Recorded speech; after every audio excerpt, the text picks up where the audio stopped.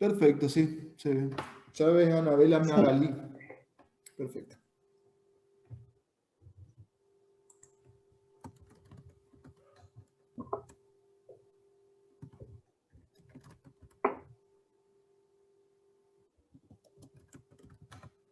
Bueno, comenzar con el tema 10 o 11, vos sos especial, sí ¿Puedo que empezar con el 10?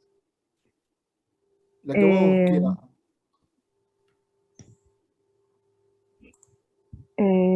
bueno, sistema de contrataciones. Perfecto. El Estado, a fin de satisfacer las necesidades colectivas, requiere de bienes o de servicios personales para este fin, por lo cual tiene dos vías para proveerse de estos medios o de estos bienes.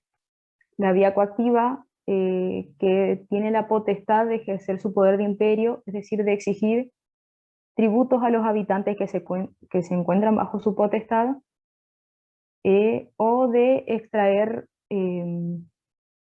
bienes de los particulares si los declara de utilidad pública. O si no, tiene la vía voluntaria o contractual, es decir, celebrar contratos con los particulares. Una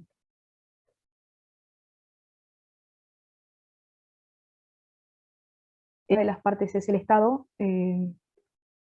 Podemos clasificarlos de acuerdo a su incidencia financiera o de acuerdo a su incidencia patrimonial. De acuerdo a su incidencia financiera, tenemos los contratos que derivan salidas de dinero, como los contratos de suministro o de obra pública, los contratos que derivan en ingresos de dinero, como la venta de tierras fiscales o la locación de inmuebles donde el Estado es locador. Los contratos mixtos que generan ingresos y salidas de dinero, como el contrato de empréstito,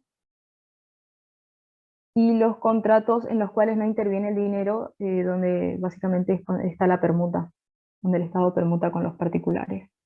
Eh, Luego están los contratos de incidencia patrimonial, existen contratos que producen modificación del patrimonio, como la venta de bienes o la compra de los mismos, aumentando o disminuyendo el patrimonio, o contratos que no modifican el patrimonio, y en ese caso se encuentra el contrato de empréstito.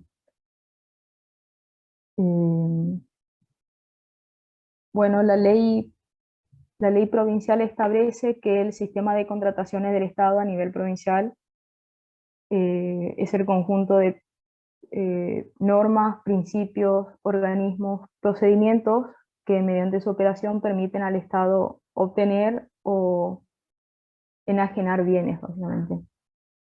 Luego menciona cuáles son los procedimientos que tiene el Estado para contratar, o sí, los procedimientos de contratación que tiene el Estado. Y menciona la licitación, el concurso de antecedentes, méritos, concurso de títulos, mérito y antecedentes, la contratación directa, el concurso de proyectos y anteproyectos integrales, la subasta pública, la iniciativa privada y el fondo fijo. Generalmente, y eh, por el proceso de control y por la transparencia que se busca en los actos de los funcionarios, se prefiere la licitación, sobre todo porque se busca que haya competencia y concurrencia de los proveedores. Bueno, justamente la transparencia de los actos, que haya igualdad entre los oferentes, se prefiere la licitación. Y con la licitación, con este procedimiento, teniendo en cuenta la idoneidad técnica o la solvencia económica, se establece al contratante de la administración, eh, considerando cuál es el producto o el servicio más conveniente que ofrece para la administración.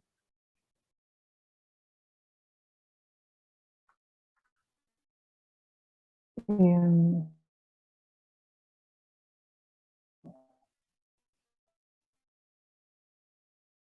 bueno, como procedimiento, establecer la aprobación de llevarse a cabo la licitación y establecerse el pliego de bases y condiciones. Este pliego de condiciones tiene una parte general que establece las normas válidas para todos los contratos en general, y luego están las normas particulares que es para cada contrato en sí que puede celebrar el Estado.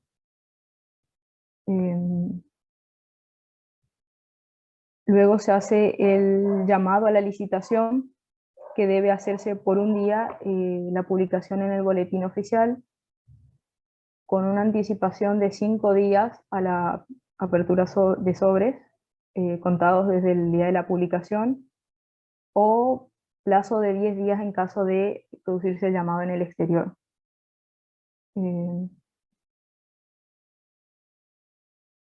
En base a los pliegos de bases y condiciones, las empresas interesadas pueden proponer sus ofertas, en el cual deben presentar junto con la propuesta o la oferta que sí, la oferta deben presentar el certificado de inscripción en el registro. Debe estar la garantía que constituyen, que debe acompañar a las propuestas.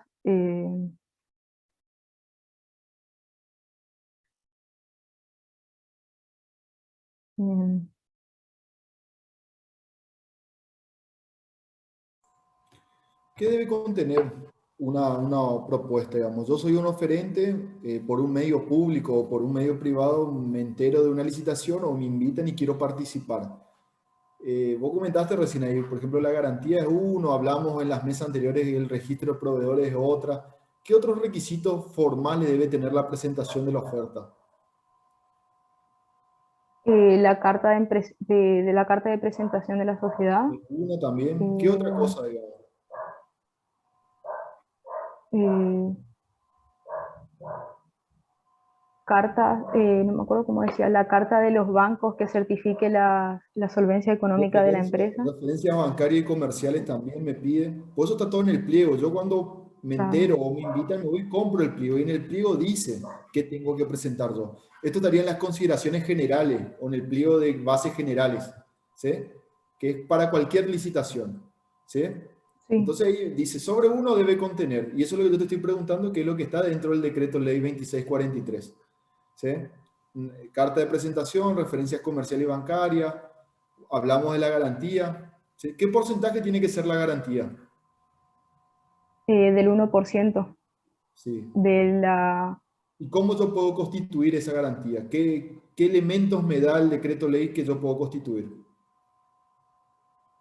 ¿Cómo yo Puedo, garantizo mi oferta, digamos? podía constituirlo en efectivo, Efectivo, eh, ¿no? mediante Exactamente, depósito depósitos, en una podía cuenta. establecer hipotecas, creo que hablaba de hipotecas, Hipoteca de eh, primer grado, ¿sí? Sobre un bien que yo tengo. ¿Qué otra cosa? eh, con cheques.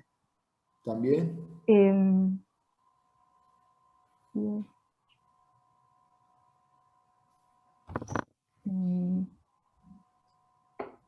¿Qué otra cosa se utiliza que es el que mayormente se utiliza, digamos? ¿Qué otro instrumento?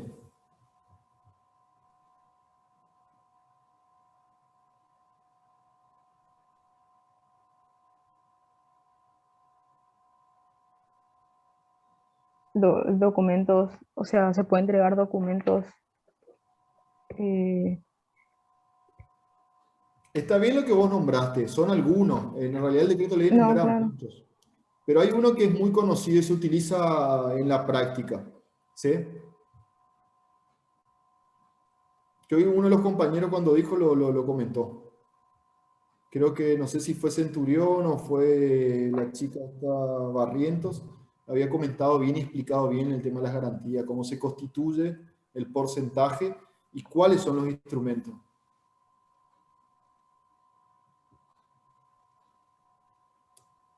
Dijiste en efectivo, depósito en cuenta corriente, dijiste cheque, está muy bien, hipoteca de primer grado, está muy bien.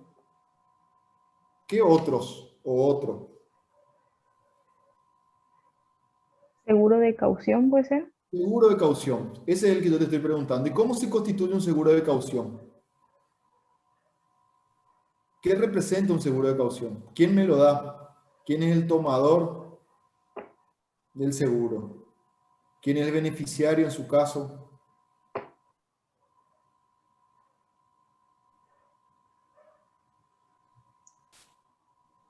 Em,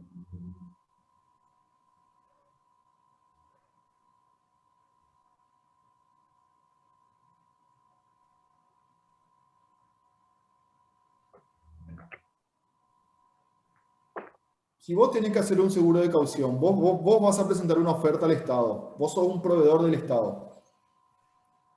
sí. ¿Cómo sería el seguro de caución? Que va a establecer tu garantía del 1%.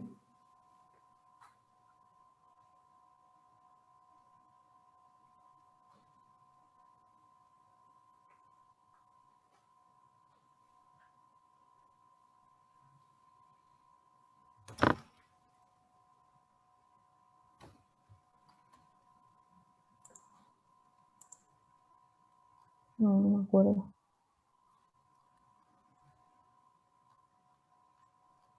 ¿No? No, no me acuerdo.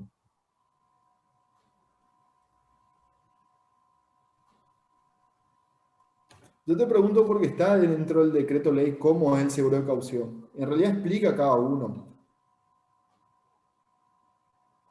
Por ejemplo, yo te voy a decir, Sí, cuando habla de la hipoteca de primer grado, habla de un inmueble ubicado en la ciudad, en la provincia de Formosa, cuya evaluación fiscal, o sea, te explica, o sea, no es que vos presentas lo claro. que querés de garantía. El Estado lo que busca es garantizar tu mantenimiento de oferta. ¿Qué significa esto? Que si vos no llegás a cumplir, el Estado pueda efectivamente cobrar esa garantía. ¿Sí? No es un mero papel o un mero procedimiento. No, no, no. Se busca una garantía real. ¿Qué significa? Que si vos incumplís con algo, el Estado, como parte indemnizada, cobre esa garantía. ¿Sí? O Sí, sea, si vos en tu caso sos adjudicada y después no puedes mantener al precio que ofertaste, el Estado te cobra la garantía, porque lo que busca es eso, es una parte indemnizada. ¿Sí?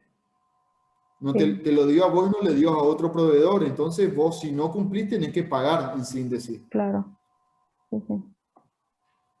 Y el seguro de caución dice, tiene un requerimiento, digamos, el seguro de caución.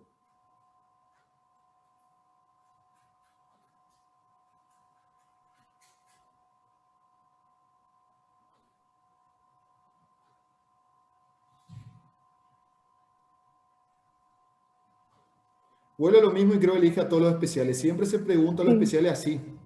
¿Sí?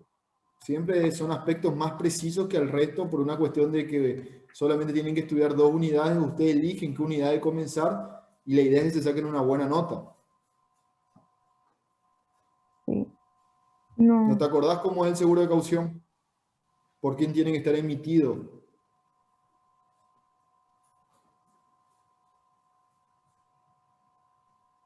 no, no me acuerdo. Bueno, vuelve lo mismo y para ser justo con todos los que rindieron la mesa, presentate la próxima. Lo que pide en el caso del seguro de caución es que la compañía que emite, porque una compañía de seguro es la que emite el seguro de caución. Sí, ¿Sí? Vos sos el tomador del seguro. Vos vas y si yo quiero un seguro de caución para una licitación, a favor del, yo qué sé, el gobierno de la provincia de Formosa, el Ministerio de Economía, pues vos ponés quién es el beneficiario en el caso de que se ejecute. Y lo que pide es que esta compañía aseguradora esté eh, autorizada o reglamentada por la Superintendencia de Seguros de la Nación. Vos sabés que existe una Superintendencia de Seguros que controla todas las empresas de sí, seguros. ¿Sí? Eso es lo que pide como requerimiento. O sea, vos no podés tomar un seguro de caución de cualquier empresa que te dé un seguro de caución. Cualquier empresa de seguro. Tiene que ser una que esté supervisada y aprobada por la Superintendencia de Seguros de la Nación. Y obviamente la tomadora vas a ser vos del seguro y el beneficiario va a ser en este caso el órgano licitante. Si es el Ministerio de Cultura, el Ministerio de Cultura. Si es compra y suministro y sí, demás. Eso es lo que yo te pido que me explique y eso está dentro del decreto ley sí. 2643. Cuando vos ahora leas el decreto ley 2643 y hay un capítulo que habla de las garantías, ¿sí? Que es el artículo 33 o 34, te explica cada una de las garantías, ¿sí? Te dice, en efectivo, mediante depósito, con cheque a favor del Estado, o sea, te explica cómo tiene que estar constituida la garantía. Porque si no, se te toma como no válida la garantía y esa es una causal de no tomarte la oferta, ¿sí? O sino que otro oferente pueda impugnar tu oferta, ¿sí? Sí, sí, sí. Bueno, entonces, Magalí, presentate el Sí, próximo llamado, ¿sí? está bien, gracias. ¿Listo? No, nada. Chávez Miriam Severina me dijo que no se presenta, ¿sí? Por correo, acá, por el chat. Así que pasamos a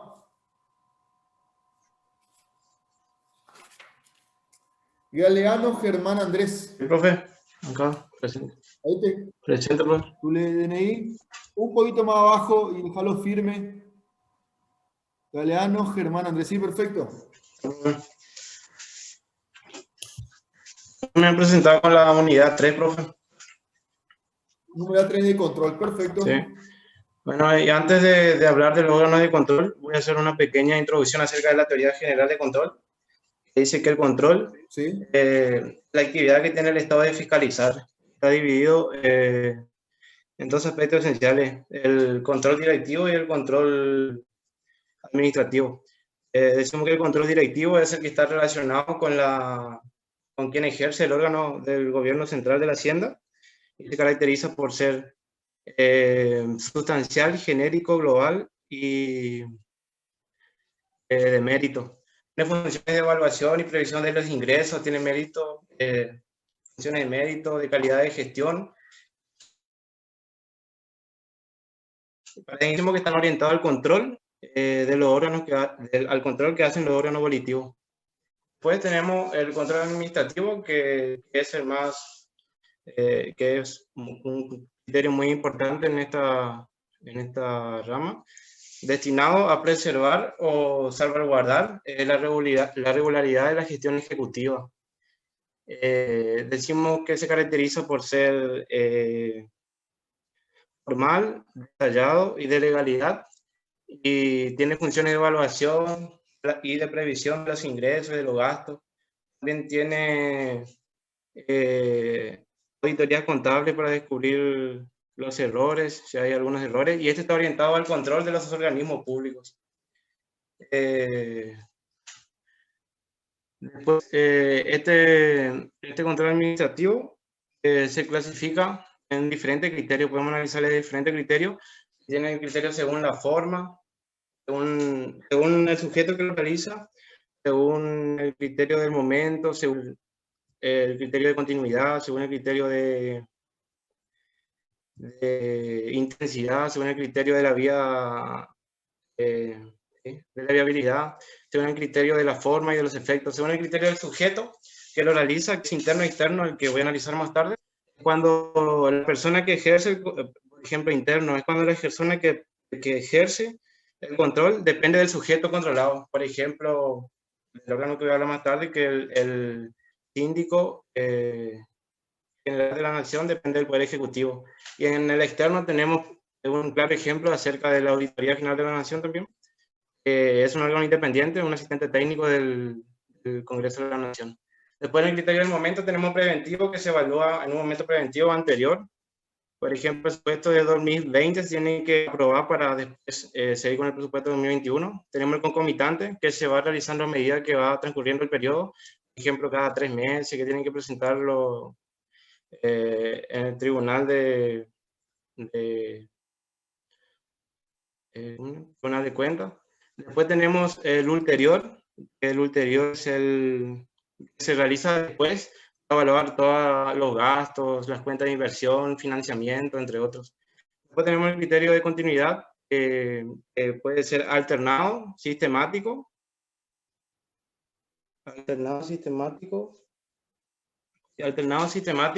o periódico. El último se utiliza casi en la práctica.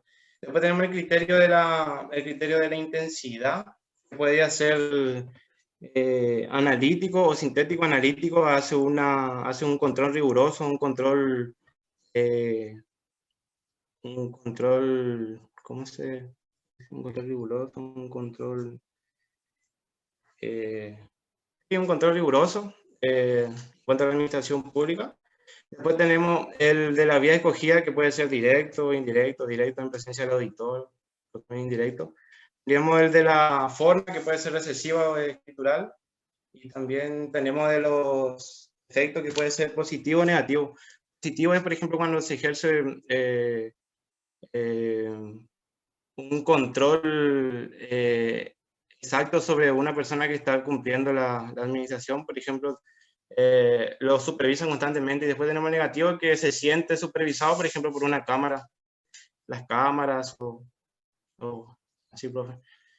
Ahora voy a pasar al control interno del sector público, donde decimos que primero voy a dar una reseña histórica, profe, que decíamos que antes de la norma actual, antes de la ley 24.156, estaba controlado por la Contraloría General de la Nación.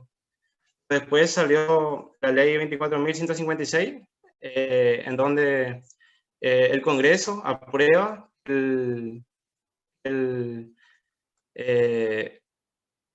aprueba al Sindicato General de la Nación como control interno del Poder Ejecutivo de la Nación, o sea que va a depender directamente del presidente.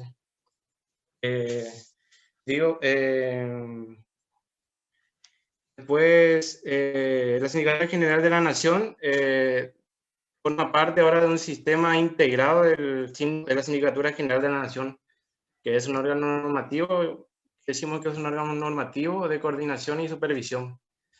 Para definir a la Sindicatura General de la Nación, puedo decir que la Sindicatura General de la Nación es una entidad que tiene personalidad jurídica propia, autarquía financiera y administrativa, y que es materia de su competencia siempre bajo los organismos que están con el Poder Ejecutivo de la Nación.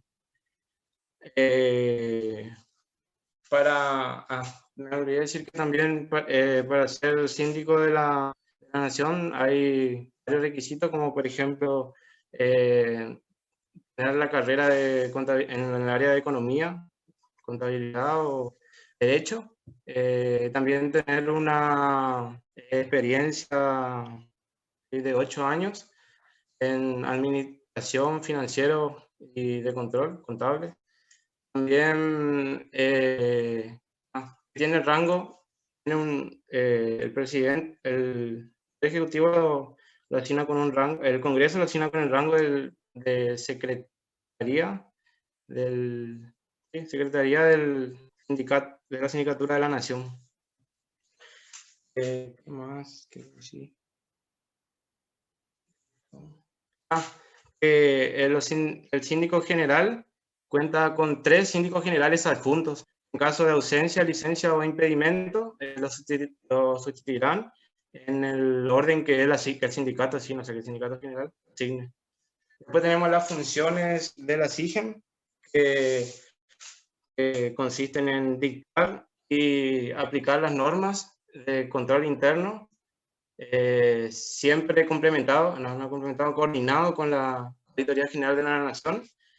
Tiene que vigilar esas normas de control interno, después emitir y supervisar normas de auditoría interna, asistir en área de control y auditoría al Poder Ejecutivo de la Nación. También tiene que informar al Poder Ejecutivo acerca de las situaciones que acarreen o puedan acarrear daños en el patrimonio del Estado. Después aprobar los... Galeano, decime qué son las UAI o las unidades de auditoría interna. ¿Cómo trabajan? Unidad de auditoría interna. Unidad de auditoría interna tienen en todos los organismos un auditor que actúa y depende técnicamente de la SIGEM, como decimos. La unidad de auditoría interna tiene una tarea importante, que es hacer un control posterior de las actividades financieras, administrativas, realizadas por la administración pública. ¿De a quién través de esos dependen auditores. jerárquicamente? ¿Quién es el jefe de esos auditores internos? La SIGEM, No. el auditoría, jerárquicamente, ¿quién es? ¿Cómo dijo, profe? ¿De quién dependen jerárquicamente? Porque esa es la forma de trabajo que tienen. Está bien lo que vos dijiste, es reglamentariamente o en el procedimiento de control sí dependen de la SIGEN. La SIGEN es el que le va a establecer cuáles van a ser los controles a realizar en el organismo. Sí, Pero ¿de quién la dependen Auditoría General de la estos Nación. auditores internos? ¿No? ¿De quién dependen estos auditores internos que están en cada organismo? Y la Auditoría General de la Nación. No. Yo sé que están bajo, o sea, tienen que rendir y dependen técnicamente de la Sindicatura General de la Nación. No. Te vuelvo a decir que no. Mm, Lo que explicaste está bien. Hay un auditor interno en cada organismo en cada del organismo. Poder Ejecutivo Nacional que responden reglamentariamente hacia la SIGEM. Eso es correcto. Está muy bien lo que dijiste. Pero mi Sí. pregunta es, ¿quién los nombra? ¿De quién dependen jerárquicamente estos auditores generales? O estos auditores, no generales, estos auditores de cada unidad. Por eso son unidades de auditoría interna. ¿Sí? Ellos responden a una unidad. ¿Sí? Por darte un ejemplo, cada ministerio tiene una UAI. La facultad tiene una auditoría interna también, tiene una Sí. UAI. La Universidad Nacional de Formosa tiene un auditor interno también. Mi pregunta es eso, ¿está bien? Reglamentariamente o los procedimientos de control dependen de la SIGEN. La SIGEN le establece los criterios de control, la forma de control, ¿sí? Si es revisivo, si es escritural, si es positivo, si es periódico, todo eso establece la SIGEN. Pero ¿a quién responden estos auditores jerárquicamente? Al Poder Ejecutivo, ¿puede ser, profe?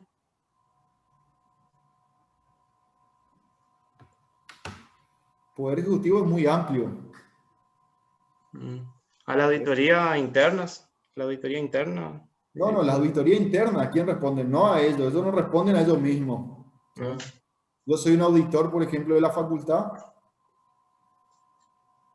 ¿Quién me designó en el cargo? ¿Quién es mi jefe? ¿Quién es el que yo respondo jerárquicamente? ¿Sí? ¿cómo dijo usted es el rector? ¿Y usted a quién responde jerárquicamente al ministerio? ¿A un ministerio sería, profe?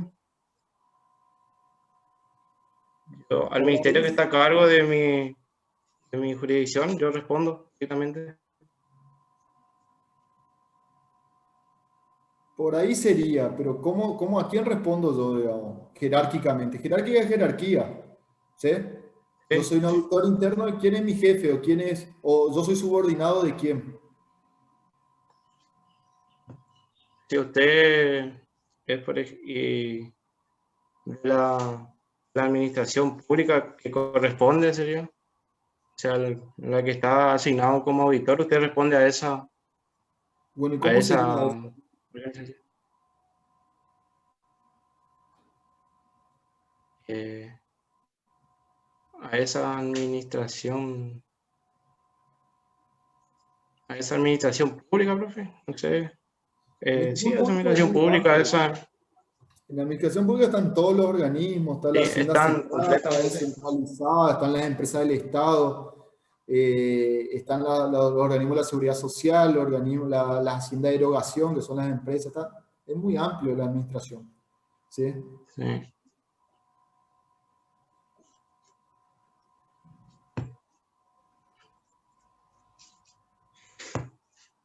Eh, Vuelvo a lo mismo, técnicamente yo respondo a la SIGEM, ¿sí? sí, O sea, los procedimientos de control, de auditoría, de fiscalización, el plan de trabajo me lo va a establecer la auditoría, la sindicatura, la SIGEM. Ahora, ¿a sí. quién yo respondo jerárquicamente o institucionalmente? ¿A quién respondo? Yo soy una unidad que estoy dentro de un organismo. Estoy ahí. Y en cada organismo tiene una unidad. ¿A quién responden estas unidades, digamos? Yo respondo a la administración por la que formo parte, o sea, a la administración pública por la que yo formo parte, a mi jefe, no, Sí, no, por no, ese lado es. no entiendo, no entiendo bien la pregunta, sería, profe, no. ¿De quién depende Sí. jerárquicamente? Esa es la pregunta. ¿O de quién depende jerárquicamente o funcionalmente la auditoría? O las UAI, la auditoría, las unidades de auditoría interna. Esa es la pregunta precisa. Técnicamente dependen de la SIGEM. Sí, yo sé que Jerárquicamente técnicamente depende de la SIGEM. Funcionalmente, usted me pregunta. es lo mismo. Jerárquicamente o funcional es lo mismo. O orgánicamente, no sé, por decirlo de una forma. Yo digo que responden a la organización para la que forma parte, pero no me acuerdo cómo, no sé Sí, cómo sería redactarle eso, la... pero ¿cómo sería la organización que formo parte? Si yo soy el auditor de la facultad, ¿de quién dependo entonces jerárquicamente? de la universidad. De la universidad, ¿sí? Del organismo que está sujeto a control, ¿sí? Yo soy de un Eso no me empleado sabía. de la universidad, ¿sí? Organismo que está sujetando eso, El no me sabía decir, profe. los auditores o los que integran son empleados de los organismos donde auditan. Por eso es control interno, porque no hay Sí, independencia entre el sujeto controlado y el que controla. ¿Sí? Yo le controlo a sí, mi profe. jefe, por decirlo así. ¿Sí? Sí, profe. No entendía bien me nublé por el tema de la Esto siempre lo pregunta. explicamos, ¿sí? Reglamentariamente responder de alguien y jerárquicamente o funcional responder de otro. ¿Sí? Sí. Bueno, te hago otra pregunta. Vamos a la Auditoría General de la Nación. ¿Quién elige Sí. al presidente de la Auditoría General? ¿Y cómo está El presidente de conformado? la Auditoría General es designado por el partido político, la oposición con mayor número de legisladores en el Congreso. Perfecto. ¿Y quién elige a los otros tres y a los otros tres, digamos? Pues son 7 en total. Son designados por el Congreso, 3 diputados y 3 senadores. Ah, perfecto. Vamos a otra unidad, ¿sí? Sí. Háblame dentro del sistema de administración de bienes, que es uno de los sistemas, existe una clasificación de los bienes del Estado, ¿sí? Estos bienes que no se Sí. consumen con su primer uso. Tenemos una clasificación o un criterio jurídico y tenemos un criterio contable. Dentro del criterio jurídico, que está dentro del Código Civil, ¿cómo se clasifican los bienes del Estado? Eh, Dentro del Código Civil, sí, el Estado puede clasificarse en bienes de dominio público y bienes de dominio privado. En los bienes de dominio público, decimos que son de dominio público, quiere decir que es el uso y goce público de los bienes que tenemos. Por ejemplo, se pueden dentro del dominio público tenemos la clasificación de bienes artificiales, bienes naturales y bienes artificiales. Bienes de dominio naturales y bienes de dominio artificiales. Y después tenemos el bien de dominio privado. Dentro del bien de dominio público naturales son lo que son intangibles, inembargables, imprescriptibles, o sea que no se puede, o sea, no se han desafectado de su destino público, no puede venderse ni usarlo como garantía. Y tenemos, Primero que nada, intangibles no son, porque son tangibles, se pueden tocar. no, Intangibles no es. inalienable, profe. No, Ah, intangible no dije. yo te escuché intangible. Inembargables, no, dije inembargables, inalienables, imprescriptibles. Bueno, Inaginables sería. inajenable, ¿qué sería? Inaginables que no se puede vender ni usarlos como garantía. Imprescriptible, ¿qué sería? Prescriptible que, por ejemplo, no se puede prescribir, por ejemplo, yo puedo adquirir algo por una prescripción, por ejemplo. Entonces no se puede prescribir ese bien. O sea, si La puedo, por ejemplo, una prescripción prescripción adquisitiva, yo después que pasen los 10 años, yo puedo adquirir ese bien, pero en este caso no se puede prescribir directamente. no está relacionado con eso, la prescripción. Encima lo que vos estás diciendo se llama usucapión, que cuando yo adquiero un bien por el transcurso del tiempo, ¿sí? Eso es No sé. otra cosa, ¿sí? Que yo puedo No, reclamar, imprescriptibles, Yo puedo reclamar el derecho del bien por haber habitado 20 años o 10, lo que diga la ley, un bien determinado, sin ser el propietario. ¿Sí? Yo digo, estoy hace 20 años afincado en la costa del río tal y pedís la propiedad Ok. de eso, ¿sí? Por su Bueno, profe. capión sería. Yo estoy hablando que es Entonces imprescriptible puedo decir que el Estado no puede venderlo ni usarlo como garantía. no, imprescriptible es otra cosa. Inalienable es que no se puede vender, ¿sí? Se puede Inembargable es que no imaginar. puede ser parte de la garantía. Son dos cosas diferentes. Yo digo que es, Ok. o sea, ¿por qué es imprescriptible los bienes de dominio público naturales? Eh, que ¿Qué no prescribe, digamos? Porque a eso hace referencia, que no prescribe o que no vence. y no vence el bien, el dominio, o sea, el dominio público natural no vence, por eso no se puede prescribir. No, yo sé que un bien de dominio público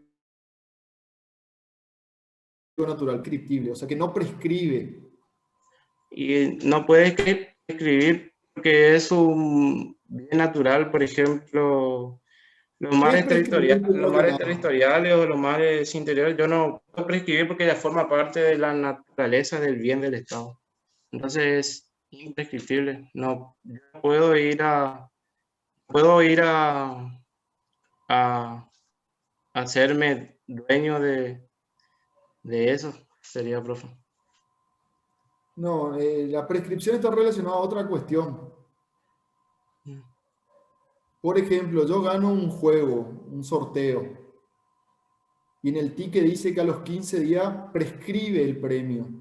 Si yo no me presento dentro de los 15, me presento al día 16 y me dicen, no, discúlpame, no podés cobrar el premio porque está prescripto.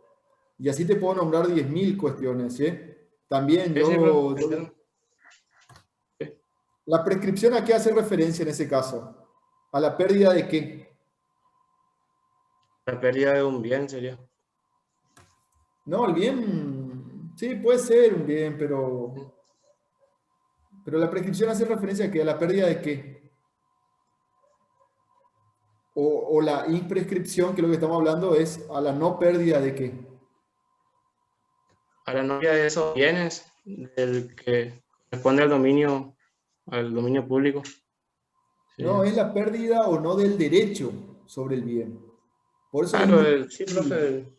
el derecho. ¿Sí? Porque el Porque Estado por... El Estado no pierde el derecho de posesión, de titularidad sobre esos bienes. ¿Por qué? Sí, Por la naturaleza de los bienes, porque la clasificación de sí, bienes que profe. son existentes, que están ahí antes del hombre inclusive. ¿Sí? Tierra, ríos, mares, ensenada, como enumera el Código Civil. Y por Sí, eso son. porque sí, sí, así No como se usted dijo. puede, Son, no se puede embargar y el Estado no pierde el derecho. Inclusive por más que no ah, los reclamen, si están dentro del territorio son del Estado. ¿Sí? sí, porque esos bienes están ligados a la personalidad del Estado, como sea por A la el derecho que usted titularidad del dice, por un Estado, a derecho. la nación, ¿sí? Sí, Entonces es que no pierde el derecho sobre aquellos bienes, ni la titularidad sobre aquellos bienes, por el transcurso del tiempo, obviamente. ¿Sí? Pasa el tiempo, siempre van a ser del Estado. Bueno, ahora háblame de los bienes de dominio público artificiales. ¿Cuáles serían esos? son los bienes que no son, no han sido puestas por la naturaleza dentro del patrimonio del Estado. O sea, tampoco el Estado puede enajenar ni hipotecar esos bienes. Y en la Constitución, el Código Civil y Comercial, un ejemplo como las calles, la plaza, los canales, los puentes, cualquier otra obra pública construida sí, por la autoridad común. Más o menos, digamos, porque en realidad pueden ser embargados algunos, pueden ser inalienados algunos, no necesariamente. Algunos, Los sí. naturales sí tienen esa naturaleza, los artificiales. Yo conozco un puente que es privado, por ejemplo. ¿Sí? El Paso Santo Tomé Sí. San Borja, ahí en Corrientes, Brasil, el puente es privado. O sea, en algún momento el Estado le vendió a una empresa o lo concesionó. Sí. ¿Sí? Yo, Es decir, pero yo un yo río, un entendí, mar, eso no lo puedo. Yo le decía eso, profe, porque como el Estado ejerce un derecho de policía superior, entonces, pero entonces si pueden ser inalienables. No, no, te está confundiendo los conceptos. Acá no estamos hablando del poder de policía, estamos hablando de los bienes, la titularidad y la propiedad que tiene el Estado. Y lo estamos ¿No? clasificando, ¿sí? No tiene Pero, nada que ver el poder de policía o no, ¿sí? Es otra cosa. bueno, profe, sí. Bueno, ahora hablame Y de de los bienes de los bienes de dominio privado. ¿Por qué privado, primero son bienes de dominio privado? porque el Estado ha adquirido,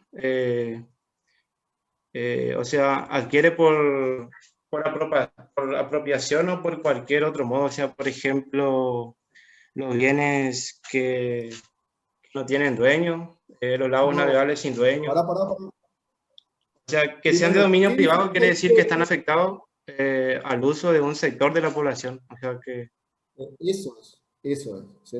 Te sí, pregunté por qué son bienes de dominio privado y no son dominio público. Son bienes del sí, Estado, pero son de dominio sí, privado porque están afectados a un afectados. sector de la población, o a la población en general, ¿sí? ¿Qué características tienen estos bienes de dominio privado? Estos, como decimos que están afectados a un sector de la población, ¿qué características tiene? Así como,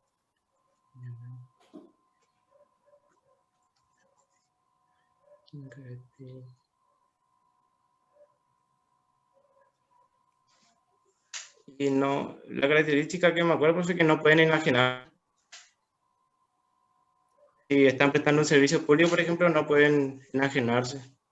Y tienen un derecho idéntico al de propiedad, como características. Por eso. No es tan así.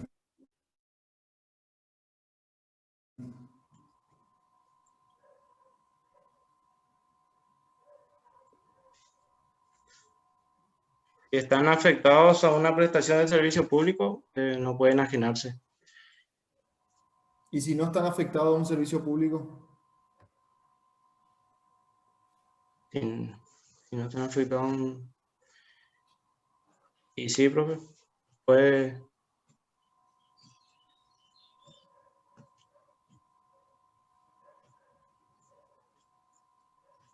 el Estado es el que adquiere eso por sus... Y una vez ingresado a su patrimonio, ellos pueden adueñarse o si no, pueden enajenar. Bien. Decime, ¿cómo se incorpora un bien ya que nombraste al Estado? ¿Solamente por compra yo puedo incorporar un bien? Yo voy y compro una ambulancia, compro un edificio, construyo, eh, o hay otra forma, digamos, de incorporar un bien al Estado, que está dentro de la 1180, digamos, está establecido dentro de la 1180. ¿Qué otra forma, digamos, yo puedo incorporar un bien al Estado? Más allá que sea la compra, ¿sí?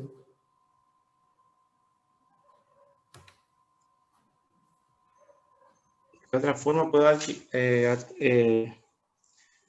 ingresar un bien Estado aparte de la compra. Sí, eso es lo que te estoy preguntando. ¿Cómo yo puedo incorporar un bien al patrimonio del Estado? Vamos a ponerle que sea un bien de dominio público, un bien de dominio privado. Mm, ¿Sí? ¿Cómo puedo incorporar? Que la ley 1180 habla de eso. eh, eh, incorporar un bien.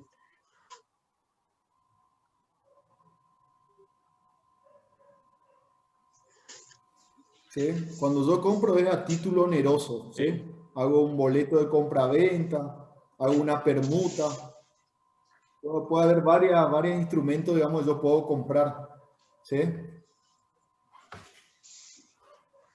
¿Cómo otra forma yo puedo incorporar un bien al Estado? Eh,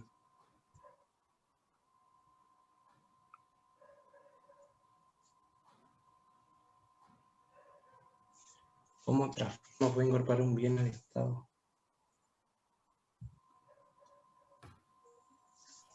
Por inversiones, profe. Bueno, lo mismo, eso es título oneroso. Si una inversión también va a ser, puede ser un fideicomiso, puede ser una inversión que después es un boleto de compraventa, cuando yo ¿sí? Cuando me entregan el bien, Sí. yo lo escrituro, pero a mí me salió plata eso. O sea, es una compra-venta otra vez, o a título oneroso.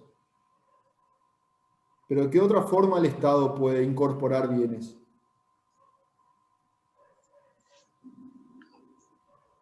Incorporar bienes. También por sí. Así transferencia. Sigue siendo título oneroso, Sigue sí. siendo, sí.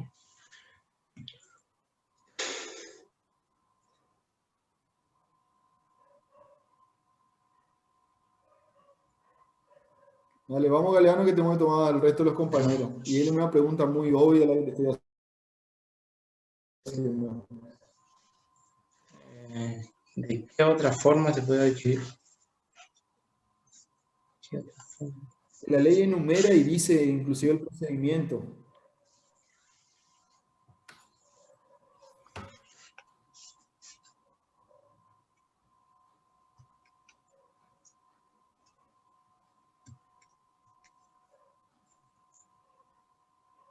Pueden adquirir bienes. La ley, mira.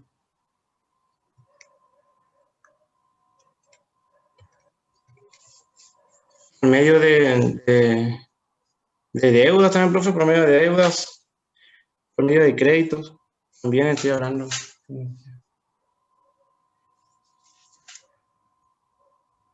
La ley numera 180.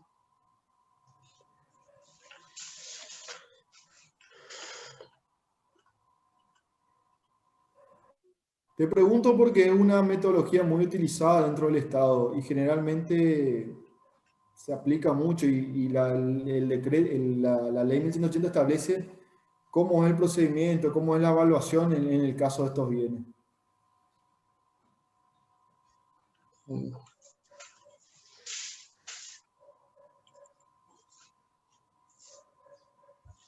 Por- Bueno, Galeano, presentate el próximo llamado. Es por título gratuito, cuando el Estado recibe donaciones, que por eso te digo es muy común. Por eso te hablaba de título Sí, oneroso profe. y lo otro es título gratuito. Y la ley 1180 lo que establece es que se tiene que aceptar la donación. ¿Qué significa? Yo puedo donar al Estado, pero si el Estado no acepta, no se incorpora hasta el momento de aceptar. Y ahí era mi pregunta, ¿cómo se acepta? Se acepta a través de un acto administrativo, un decreto, una resolución, ¿sí? Una disposición, y ahí se le da un valor determinado también, porque yo tengo que incorporar, esto es contabilidad. Si me regalan, yo tengo que ir y buscar un valor de mercado e incorporar ese bien con un acto administrativo y un valor que va a establecer la autoridad competente, ¿sí? Que es un valor relativo de cuánto vale. Cuando yo compro y Sí, vendo es profe. fácil, porque surge del título de compra-venta. Compré una ambulancia, compré una oficina o compré un edificio, bueno, lo que pagué. Yo doy de alta al inmueble y imputo el gasto a lo que dice el boleto de compra-venta. Pero en el caso de las donaciones, la autoridad tiene que aceptar primero y después establecer un valor determinado. ¿Sí? Profe, Presentate la próxima y está bien. siempre, cuando estudie algo, trata de escuchar ejemplos que nosotros siempre damos en la cátedra, tratar de interpretar y entender de qué estamos hablando, porque si no, te va a costar mucho, digamos, cuando yo te haga preguntas. Sí. Dale, dale, Sí, Galeano. profe. Bueno. Continúa López Brenda. López Brenda. Sí, profe, acá presente. Bueno, López Brenda. Melissa, ¿tu DNI?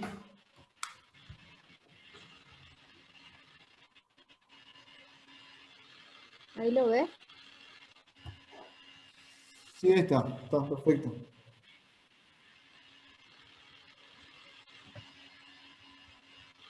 Bueno, López Brenda, Yo sé. sí. Bueno, voy a arrancar por la unidad 10. Sí. Bueno, la unidad 10 habla del sistema de contrataciones del Estado. La hacienda pública, a fin de satisfacer las necesidades colectivas de todas las personas, lleva al Estado a buscar medios económicos con los que puedan satisfacer las necesidades. Se vale de dos medios, sea por los impuestos que cobra o por la vía contractual, es decir, a través de que el Estado celebre contratos administrativos. El contrato administrativo adopta la siguiente definición: es un acuerdo de voluntades entre el Estado y un tercero que va a generar obligaciones, sea este tercero un órgano administrativo particular o administrado, a fin de proporcionar un producto o un servicio. Los elementos que va a contener dentro del contrato administrativo son el sujeto, es decir, las partes que van a intervenir, el objeto, que es la contratación que debe ser cierta, lícita, posible y determinado, que puede consistir en dar o en hacer. La competencia, la capacidad, es decir, la aptitud para ejercer los derechos y contraer obligaciones de las partes, y la voluntad y consentimiento expreso.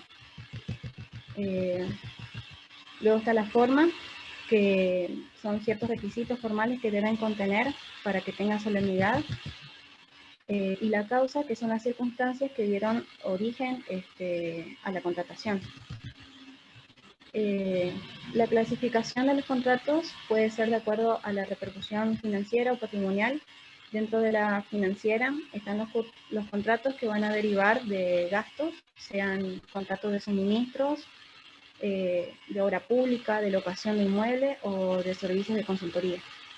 Los contratos en los cuales deriven la entrada de dinero, que pueden ser la venta o la locación de tierras fiscales. Los contratos mixtos, en donde se origina una entrada o una salida de dinero, que pueden ser los contratos de empréstito, y los contratos en los que no va a intervenir el dinero, como la permuta. Luego, en los contratos de incidencia patrimonial, se encuentran los que deriven un aumento del patrimonio o los que no modifican el patrimonio. Dentro de los que aumenta el patrimonio están la venta de bienes, y los que no modifican entraría la contratación de empréstito. Dado que bien en el empréstito ingresa un dinero, ¿sí? También constituye una salida a la hora de tener que devolverla. El sistema de contrataciones del Estado va a estar constituido por un conjunto de principios, normas, organismos y procedimientos que mediante su ejecución va a llevar al Estado a obtener o enajenar los bienes. Para la contratación deberá tener en cuenta los siguientes objetivos. Se tendrá en cuenta la razonabilidad del proyecto de la contratación, es decir, que el procedimiento no debe extenderse por mucho tiempo, ni tampoco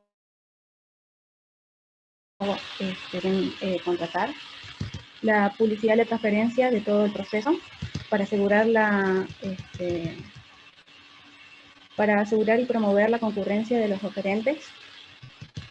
La eficiencia y la economicidad del proceso de contratación, teniendo como metas al momento de contratar la mejor tecnología a un precio conveniente para el Estado. Tener también como premisa básica la selección del contratista más conveniente para el Estado, que se relaciona con el objetivo anterior, y la flexibilidad de los procedimientos.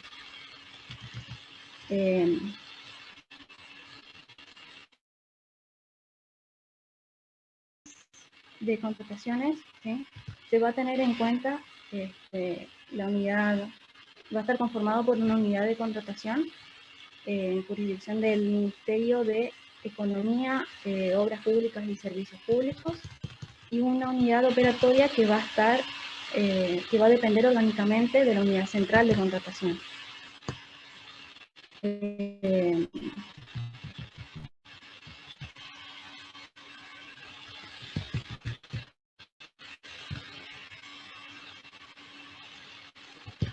Luego, en los procedimientos de contratación se va a tener en cuenta La licitación. Que la licitación es un acto administrativo realizado por un organismo, una entidad o entidad pública.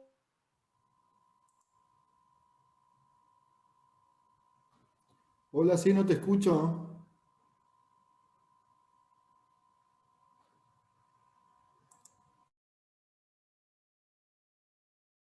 Hola. Persona o empresa que ofrece las mejores condiciones.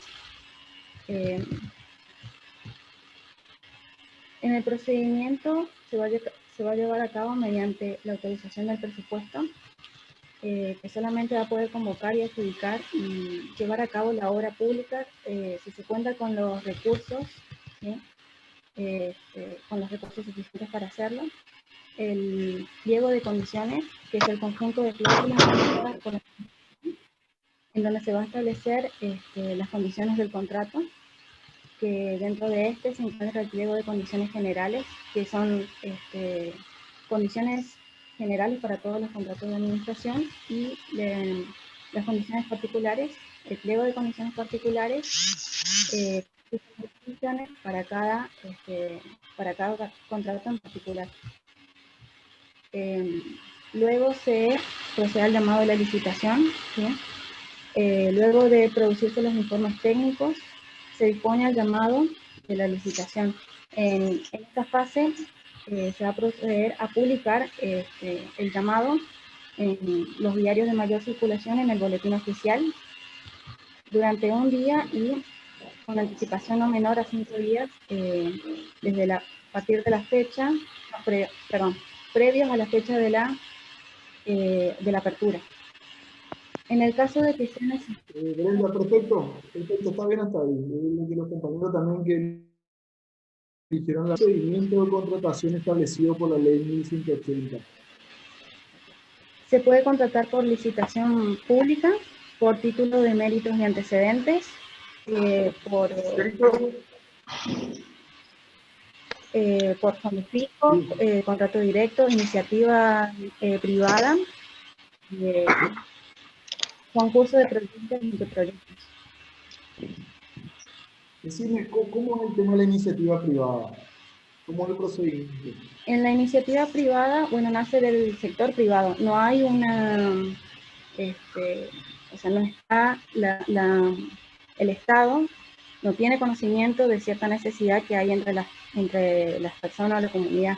Entonces, por iniciativa privada de las personas es que se presenta un proyecto para satisfacer cierta necesidad que era desconocida por el Estado. Sí. ¿Qué naturaleza tiene que tener para que sea reconocido por el Estado?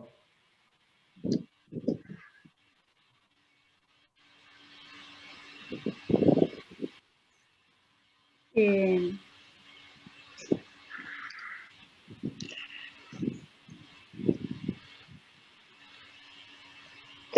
puede ser Sí. Tiene que tener, está bien, es Estado. Si no, de acuerdo. ¿Oh, profe?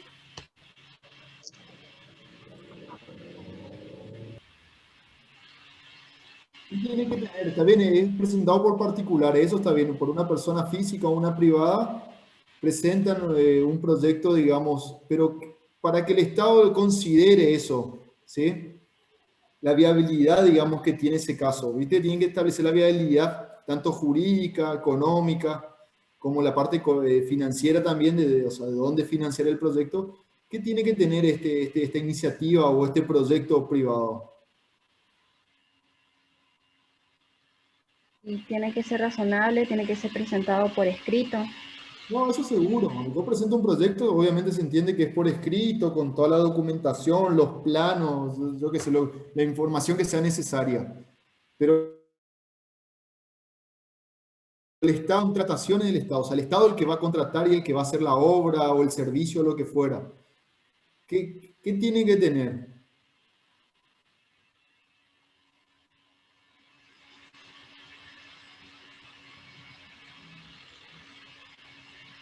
¿Qué tiene que considerar el Estado para... ¿Cómo? ¿Qué tiene que considerar el Estado o la autoridad competente que recibe el proyecto? Que sea una necesidad urgente entre las personas. Y yo puedo decir que la muralla en el patio de mi casa es urgente, porque me estoy por agarrar a piña con mi vecino. Y planteo eso. Claro, pero no representa mucho porque usted es particular. Sería más cuando Bueno, entonces, ¿qué representa tiene que tener el proyecto ofrecido? un número de beneficiarios. O sea, tiene que representar un cambio dentro del bienestar de las personas. No solamente para beneficiar a uno en particular. ¿Cómo se llama eso?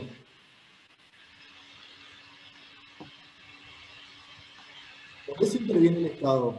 Porque si no, no intervenía, si yo tengo que construir la vereda enfrente de mi casa o la muralla atrás de mi patio, y eso el Estado no participa como iniciativa privada, ¿sí? Por más que sea un proyecto presentado por un particular, que establezca la viabilidad, que establezca el financiamiento, yo qué sé. ¿Qué tiene que tener? Que eso habla en la ley 1180, cuando habla de la iniciativa privada. Cuando habla que la autoridad competente va a considerar si el proyecto ofrecido tiene que...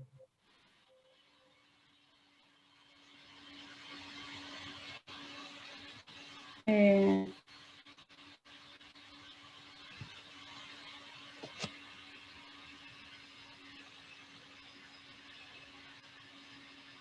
no recuerdo, profe. Algo que lo dijiste vos, pero es... Porque la ley 1180 establece bien en el caso de cada procedimiento qué es cada uno y cómo se instrumenta. En el caso de la iniciativa privada hay un artículo que habla exclusivamente de eso.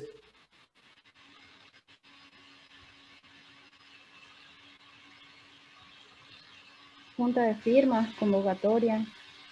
No, no estoy hablando de qué tipo, digamos, para ser considerado por la autoridad competente el proyecto.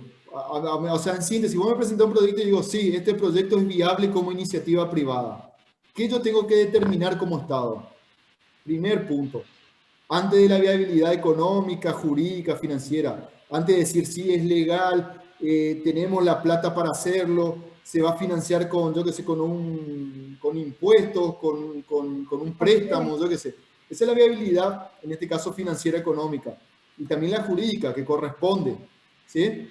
Por ejemplo, yo puedo decir presentar una nota a la facultad para que me construyan una vereda. Y me dice, no, eso es del municipio, yo no tengo competencia, por decirte un ejemplo muy sencillo. ¿Sí? Esa es la viabilidad jurídica. Sí, corresponde al municipio la construcción de veredas comunitarias. Listo, entonces yo mi iniciativa privada la tengo que presentar al municipio. ¿Sí? Si yo quiero un predio que es, yo que sé, los ferrocarriles, al Estado Nacional, que es el que administra los puertos y ferrocarriles. Por darte ejemplos, ¿sí? O sea, yo mido ahí la viabilidad, pero ¿qué tiene que tener antes que nada esa iniciativa privada? O ese proyecto presentado por un particular, que la ley pide también que sea algo novedoso o original también, ¿sí?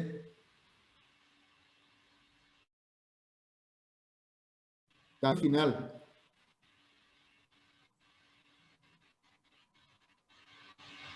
O que impliquen una innovación, creo que sea científica, tecnológica o de mejoras. ¿Sí?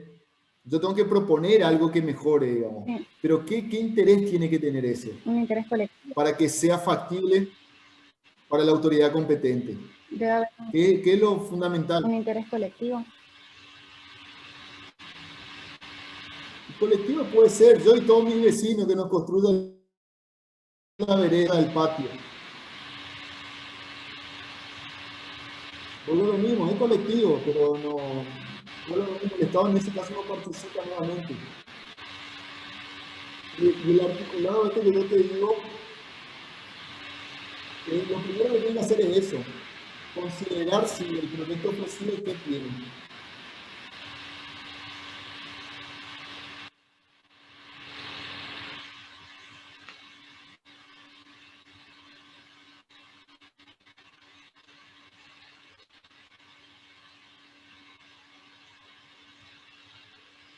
tiene que tener un interés público, ¿sí? El interés público significa que es un beneficio para toda la sociedad, no solamente para mí, para mi barrio, ¿sí? Sino es colectivo, ¿sí? A eso hacía El referencia aspecto con del que interés público, ¿sí? Justo con un compañero estaba rindiendo ahí lo que es los bienes de dominio público. El público es que cualquier persona puede disfrutar de esos bienes, ¿sí? Sí, No necesariamente tenga que pedir permiso, autorización o algo, ¿sí? O sean de propiedad del Estado también, ¿sí? Pues yo presento el proyecto, pero el Estado es el que construye y es propiedad del Estado esos bienes, ¿sí? Yo construyo una plaza, bueno, la plaza es mía, del Estado. Yo la pero mantengo, todos la cuido pueden y soy el hacer uso y propietario. goce de él. Bueno, entonces una vez que considera que el proyecto o la iniciativa privada por particulares tiene un interés público, ¿cómo sigue eso? O directamente ya contrato nomás. ¿No? Se tiene que redactar, se tiene que Vuelvo a lo mismo y creo que le autorizar. digo a todos los compañeros. Como soy especial, yo vuelvo a lo mismo, pregunto sobre Sí, algo.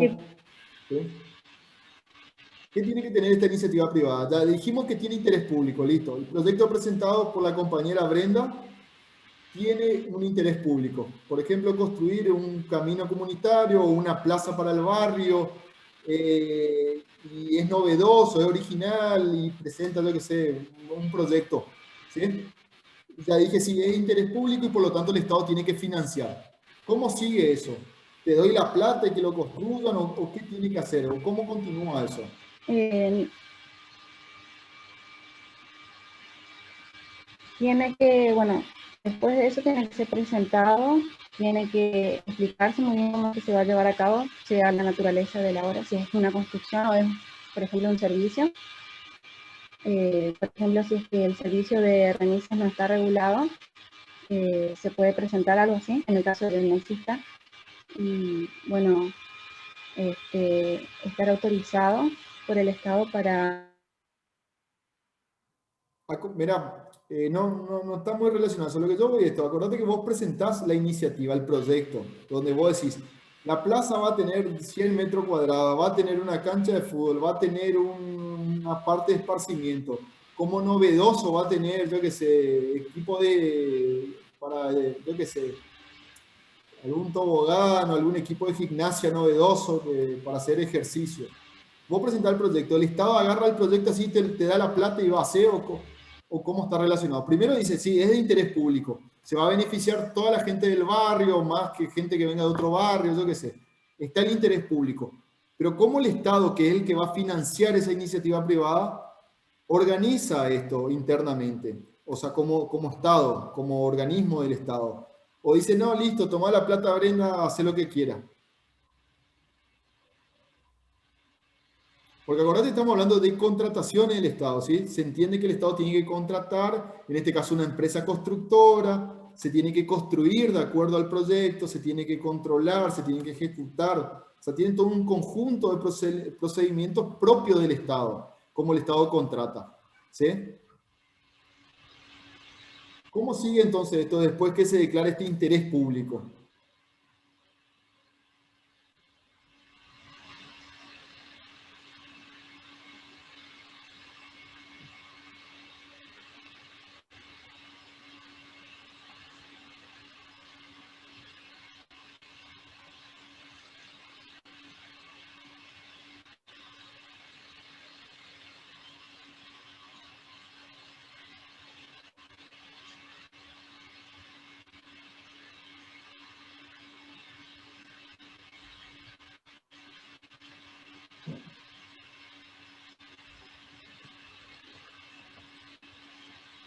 No recuerdo, profe. Bueno, para ser parejo con el resto de los compañeros, presentate el próximo llamado. Lo que se pide es primero, una vez que se declara el interés público, lo que se pide es que los organismos técnicos correspondientes del Estado evalúen. Si yo voy a hacer una construcción, iría a la Subsecretaría de Obras Públicas, por decirlo así. ¿Sí? Si yo quiero hacer yo que sé, una iniciativa privada que es un evento cultural, bueno, el Ministerio de Cultura, ¿sí? Para evaluar si el proyecto es factible dentro del organismo. Después tiene que necesitar un acto administrativo que lo declare. Tiene que salir por un decreto, una resolución que diga, que declare el interés público, que declare que es viable jurídica, económica y financieramente. Y por último también hay que establecer el procedimiento, si voy a hacer una licitación, si voy a hacer una contratación directa, ¿sí? Si voy a hacer a través de un remate. Yo todo eso tengo que establecer en el proyecto por parte del Estado, ¿sí? Y en su caso se le da la facultad al autor del proyecto que elija la oferta más ventajosa. ¿Qué significa? Si yo tengo 3 empresas que van a construir la plaza, que él elija o se le da participación a la iniciativa privada a que elija el proyecto más ventajoso porque se entiende que él entiende o conoce cuál es el más ventajoso para su proyecto. ¿Sí? Todo eso está dentro del artículo que yo te digo. ¿Sí? Buscalo, no me acuerdo qué número es del artículo, pero búscalo y está, digamos. Y después para la próxima, cuando estudies los de contrataciones, léete la ley y el decreto ley 2643, que son los dos procedimientos, ¿sí? Por un lado la 1180 y por otro lado el decreto ley 2643, más lo que diga Chabanian y demás, ¿sí? ¿Está? Entonces, Brenda, presentate el próximo llamado. Continúa Miers, Liz y Fabiana. Miers, acá tengo, perdón, tenía Sí, profe, tiene un pedido en el chat. Tengo un pedido en el chat, si no tenés problema para tomarle a Ruiz Cecilia. No, profe, pero... Bueno, Ruiz Cecilia. Profe. Hola, Ruiz. Tenemos tiempo hasta a las 12, tenés que trabajar, así que... Sí. Elegí la unidad, el tema número 8, que es Sistema de Contabilidad Gubernamental. Perfecto. Bueno, el Sistema de Contabilidad Gubernamental es un conjunto de organismos, normas y procedimientos técnicos que lo que hacen es recopilar, evaluar, procesar y exponer todos los hechos económicos que puedan o no tener incidencia en el patrimonio de los entes públicos, de las entidades públicas. El objeto de este sistema de contabilidad gubernamental es registrar sistemáticamente todas las transacciones económicas o financieras que tengan lugar en todas estas entidades públicas. Procesar y producir toda esta información financiera, ¿sí? Presentar informes contables, los informes contables y también todos los documentos respaldatorios de los mismos para un posterior control o auditoría, ¿sí? También tiene que poder lograr la integración de esta información que producen todas estas entidades públicas provinciales, que se puedan integrar también a las cuentas nacionales, ¿sí? Tiene que lograr esta integración de la información. Y también otro objeto de este sistema de contabilidad gubernamental es que obtenga los diferentes tipos de costos y también algunos indicadores de eficiencia. Las características tiene que ser común, único, uniforme y aplicable a todos los entes públicos, ¿sí? Tiene que también poder integrar la información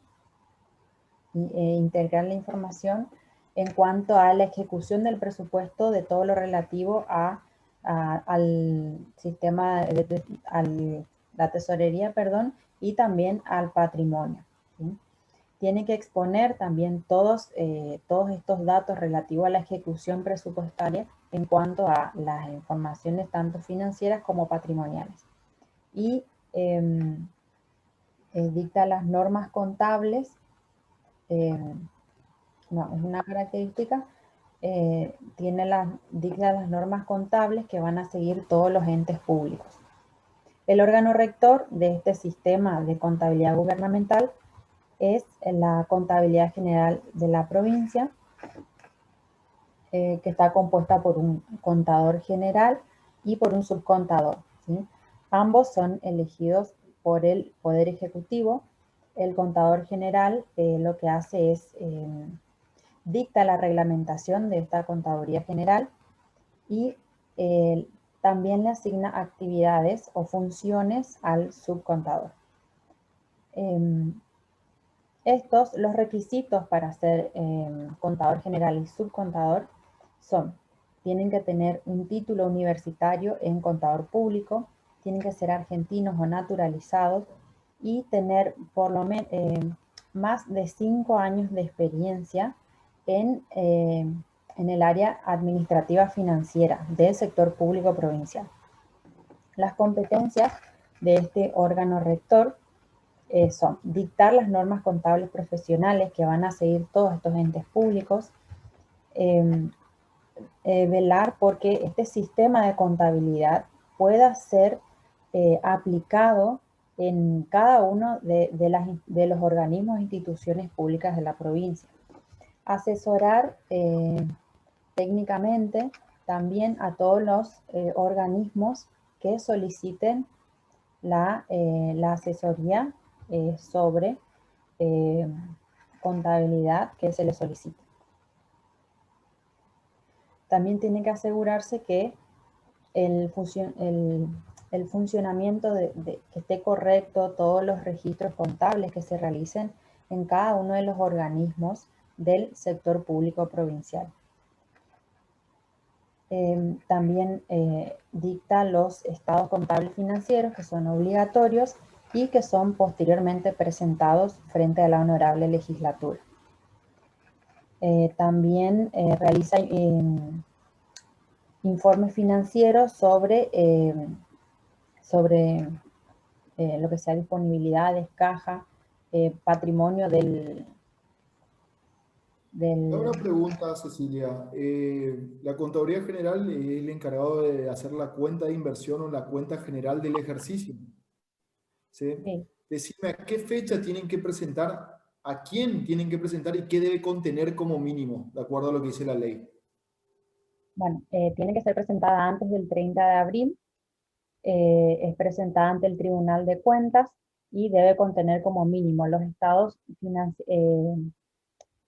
contables financieros, un estado en cuanto a la ejecución de todo el presupuesto, al tesoro, a la actualización de la deuda pública,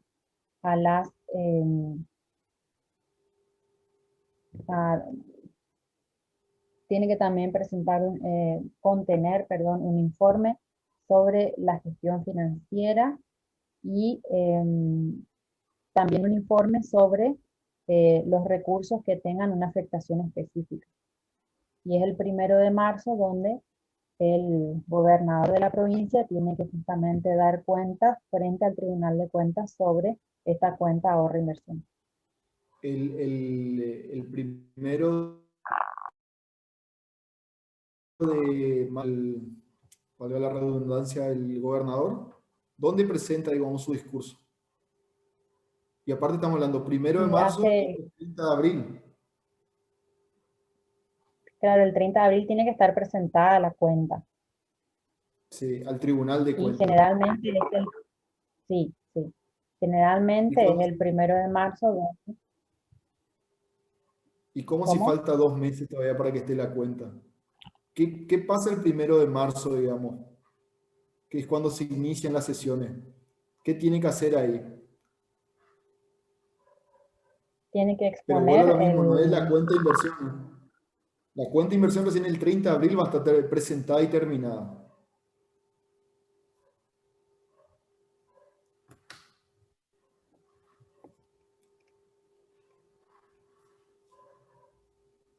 Por lo que vos me acabas de explicar, el 30 de abril se presenta ante el Tribunal de Cuentas, que es un órgano que depende del Poder Legislativo, ¿está bien? La cuenta, que contiene toda esa información que está muy bien, que es así. Pero, ¿qué hace ¿qué hace el 1 de marzo el gobernador como responsable del órgano administrador o del órgano de gestión de la hacienda pública?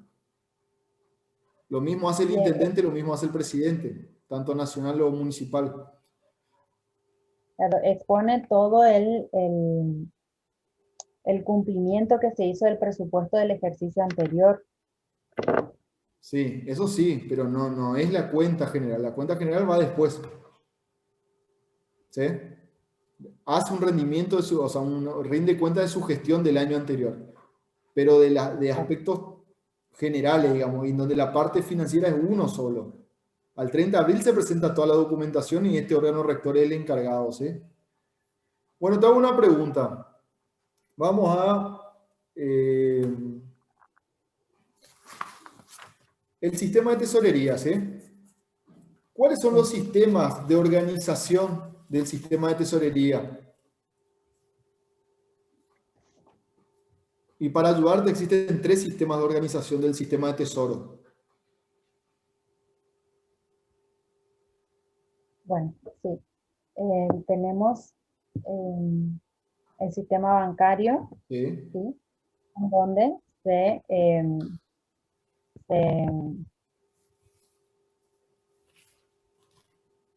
todo el sistema de tesorería va como que recae en una organización bancaria, todas las funciones, el manejo del dinero, los pagos, todo en un banco oficial o en un banco privado, pero que se decide al Poder Ejecutivo. Sí. El sistema gubernamental o burocrático es en donde em, se designa a un organismo em, para para que tenga a su cargo este sistema de tesorería que puede ser una comisión legislativa. No, el sistema Y después, gubernamental no es así.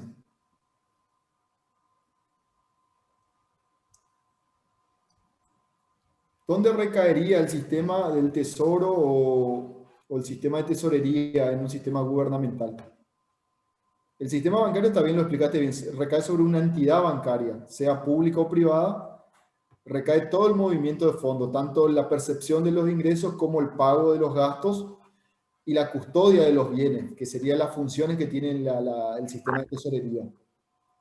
En el sistema gubernativo, ¿en dónde cae, en dónde recae estas funciones? ¿Sobre quién recae? en el Poder Ejecutivo, Sí, sobre el Poder Ejecutivo, pero o sea, ¿en qué área específica del Poder Ejecutivo recae esta función? Yo, por sobre el ejemplo, al Ministerio de Ministerio de Economía, Cultura le daría el manejo de los fondos. Ministerio de Economía, ¿Cómo? el Ministerio de Economía. Ahí está, dentro del Ministerio de Economía. O sea, dentro del Ministerio de Economía, yo designaría un organismo que tendría el manejo. ¿Y cuál sería, por ejemplo, nuestro sistema ese? ¿Sobre qué organismo recaería la percepción de los fondos? Nuestro sistema es sobre el Ministerio de Economía, Sí, pero que sobre qué, ¿cuál organismo específico? sobre la Tesorería General de la provincia. Sobre el órgano es la Tesorería General de la provincia y lo mismo a nivel nacional y provincial también, a nivel municipal, ¿sí? Hay una Tesorería General, ¿sí? ¿Y cuál sería el tercer sistema?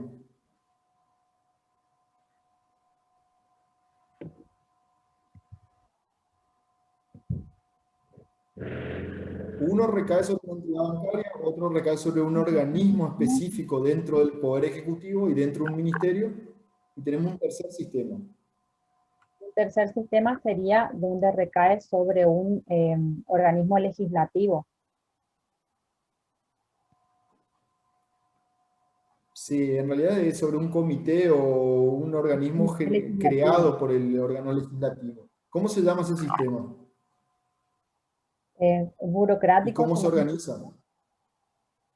No, burocrático el que acababa de explicar recién. Gubernativo, burocrático es lo mismo.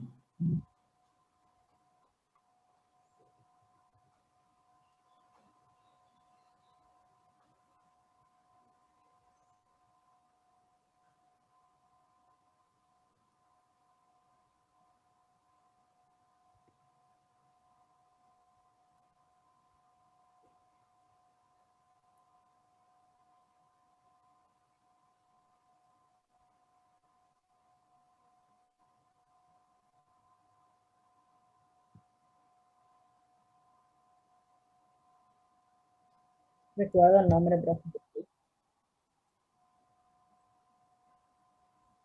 ¿No? No, no estoy recordando el nombre de ese sistema. Bueno, es el sistema independiente. ¿Sí? Teníamos el bancario, el gubernativo o burocrático y el independiente. ¿Sí? Decime, ¿cuáles son las funciones financieras que tiene la Tesorería General? Porque tiene funciones de caja, que es la de percibir, pagar y custodiar los bienes. Pero con la modernización de los estados y la necesidad, digamos, del manejo financiero que tiene el Estado, también se le agregaron o se le incorporaron funciones financieras. ¿Cuáles serían las funciones financieras que tienen las tesorerías, tanto nacionales, provinciales o municipales? Y más me hago referencia a la provincial, ¿sí? Como estamos hablando de la Ley de Administración Financiera, la 1180, ¿cuáles serían estas funciones o facultades financieras?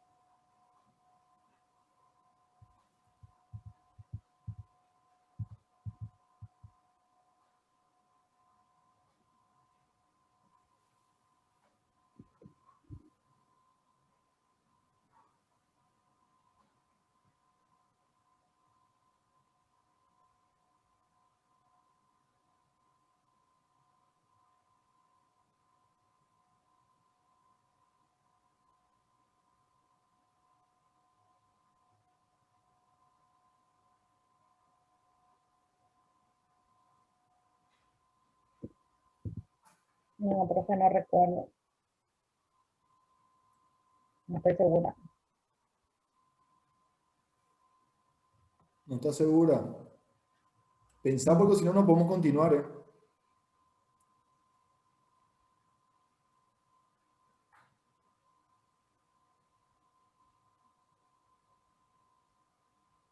Y esto lo dimos mucho en clase, siempre se repite, siempre se explica.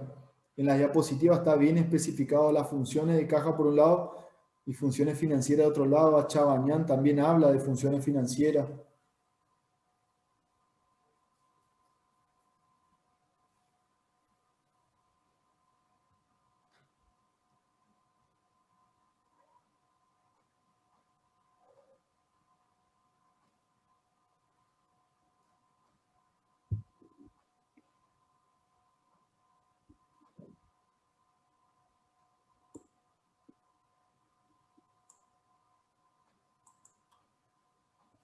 ¿No?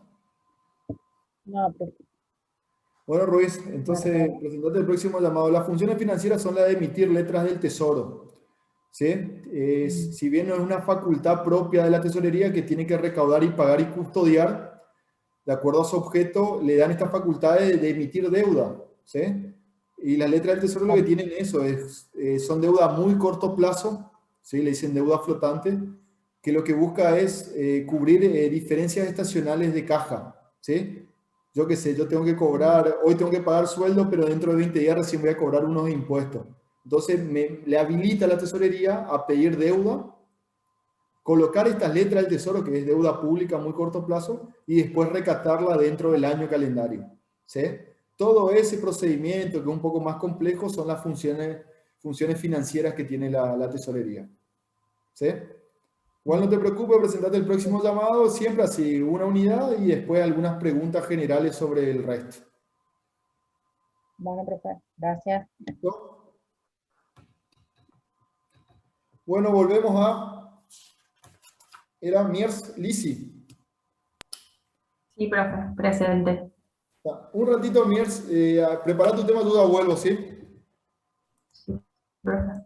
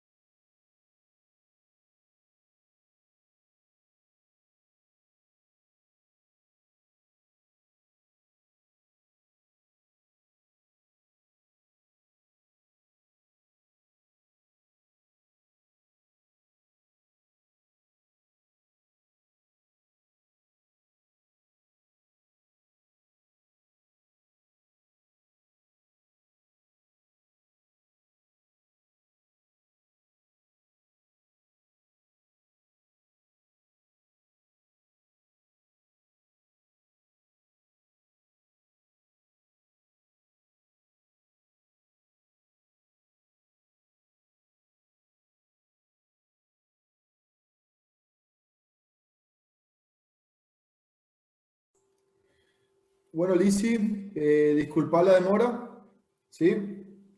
Sí, profe, no hay problema. ¿Se me ¿Cuál es escucha? tu tema? ¿Con qué, ¿Hola? con qué tema comenzás? Sí, con la unidad 6, profe. Perfecto. ¿Comenzá nomás? Eh, sí, para preparar esta unidad, la unidad 6, que es la de crédito público, se utiliza la bibliografía que está en la ley 24.156 a nivel nacional, la ley financiera, y en el ámbito provincial tenemos la ley 1180, y por una cuestión de índole ¿cómo es? Práctica, utilizo en este momento la ley 1180. Se entenderá por crédito público la capacidad que tiene el Estado para endeudarse, con el objeto para captar medios de financiamiento. Y estos medios de financiamiento son expresamente para realizar inversiones productivas, para atender casos de necesidad o interés provincial, como es el caso ahora de la pandemia, reestructurar o refinanciar sus pasivos, que serían las deudas y que ya existen, incluyendo los respectivos intereses de esas deudas, y también sería para encarar programas de transformación, transformación de su administración. La ley 1180 también nos cuenta las características de la organización en su artículo 48. El endeudamiento que resulte de las operaciones de crédito público se denominan deuda pública y se pueden originar, nos dice la ley, taxativamente, o sea que así deben ser por las siguientes cuestiones. Primero, por la emisión y colocación de títulos, bonos o obligaciones que sean de mediano y largo plazo constitutivas de empréstito. También por la contratación de préstamos con instituciones financieras que considere la autorización de la ley de presupuesto o la ley específica. También puede ser por la contratación de obras, servicios o adquisición de o adquisiciones cuyos pagos total o parcial estén estipulados a que sean durante más de un ejercicio financiero, o sea que duren más de un ejercicio financiero. Por ejemplo, la construcción de un camino que duraría 5 o 3 o 4 años. Otro motivo por el cual puede tomar deuda pública sería el otorgamiento de avales, finanzas y garantías, cuyos vencimientos superen el periodo del ejercicio financiero. Un ejemplo sería avalar deudas de tercero o del Estado provincial también. Otro motivo es la consolidación, la conversión o la renegociación de otras deudas. La consolidación sería juntar todas las deudas en una sola. Su conversión sería, por ejemplo, cambiarle el plazo, la tasa. Y la renegociación sería, un ejemplo, proponer la quita de deuda. Bueno, y por último, en este artículo nos establece que es la emisión y colocación de letras del Tesoro, cuyos vencimientos superen el ejercicio financiero. También clasifica cómo tienen que ser estos endeudamientos, pueden ser directos, indirectos, internos o externos. Directo sería cuando lo asume por sí mismo en calidad de deudor principal, o sea, el Estado es el deudor principal. Indirecto sería cuando cualquier persona física o jurídica, pública o privada, distinta de la administración pública, toma una deuda y es avalado, o sea, requiere de la fianza o de la garantía del Estado, por ejemplo, el caso de Vicentín. Después tenemos otra de las clasificaciones, sería interna. La interna es contraída por cualquier persona física, jurídica, también como decíamos anteriormente, pero que tenga residencia o domicilio en el país. Esto lo que permite es que la deuda sea exigible dentro del territorio de la nación. Externa, también sería la otra clasificación, es la contraída con otro estado u organismo internacional o con cualquier otra persona física o jurídica que no tenga domicilio dentro del territorio, dentro del territorio del país, pero lo que hace esto es que su deuda sea exigible fuera del territorio. El caso tenemos todavía vigente el de los fondos buitres, que son deudas exigibles fuera del territorio del país. Bueno, tenemos el órgano rector del sistema de crédito público. Este funcionará bajo la jurisdicción del Ministerio de Economía y Hacienda y Finanzas, y su misión es acción, utilización y control de los medios de financiamiento que se obtengan mediante las operaciones de crédito público. En materia de competencia de este órgano, tiene varias, o sea, su competencia nos habla de la participación en la formulación de los aspectos de créditos de la política financiera, o sea, los aspectos crediticios de la política financiera, en el cual debe participar, o sea, en esta formulación, porque es es un órgano técnico el que decide sobre esta deuda, sobre tomar esta deuda.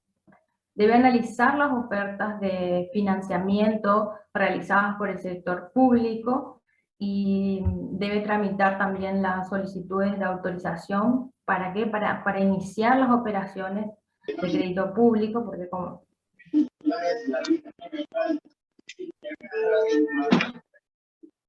Hola. Tramitar las solicitudes de autorización para iniciar operaciones de crédito público, o sea que inicia, como contaba anteriormente, es un órgano técnico y es el que debe tramitar esta autorización para iniciar el trámite. Debe también normalizar los procedimientos de la emisión, de colocación y rescate de los empréstitos. Debe intervenir en las negociaciones que se realicen para la colocación de empréstitos y debe fiscalizar la aplicación a los fines para los cuales fueron obtenidos los medios de financiamiento. O sea, debe fiscalizar que se estén cumpliendo para lo que fue requerido esa aplicación, digamos, ese financiamiento.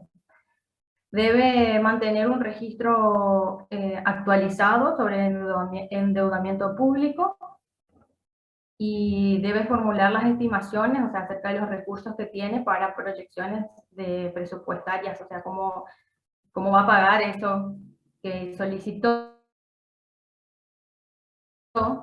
Las demás que asigne la reglamentación, o sea, deja abierto cualquier tipo de actividad. Perfecto, Lizzy, está bien tu tema. Te hago otra pregunta ahora. Con respecto al sistema de administración de bienes, ¿cómo se clasifican y se evalúan los bienes del Estado? ¿Sí? Disculpe, profe, voy a poner un poco más fuerte porque sí. Tengo ruido alterno. Un poquito más fuerte nada más. Bueno, es sobre el tema número 9, que es el sistema de administración de bienes. Hoy un compañero le tocó la clasificación jurídica, que era bienes de dominio público, naturales y artificiales, y bienes de dominio privado. Lo que yo te pregunto es ahora, ¿cómo se evalúan y se exponen estos bienes, digamos, de bienes de dominio público, sean naturales o artificiales, o los de dominio privado? ¿Sí? ¿Cómo se evalúan, puede dar, y cómo se exponen dentro del estado de situación patrimonial y dentro del activo no corriente sería? se-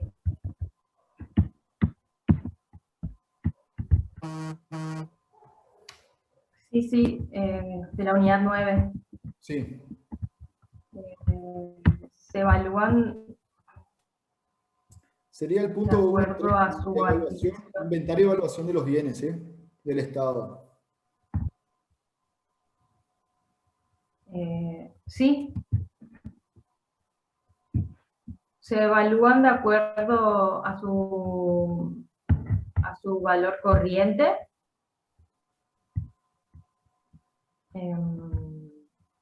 No, pero primero tenés que clasificar los bienes porque no todos se evalúan a su valor corriente. ¿Sí? Primero, ¿cómo se clasifican los bienes? Vamos a partir de la base. Se clasifican en los bienes de dominio público y dominio privado. Bueno, los bienes de dominio público, ¿cómo pueden ser?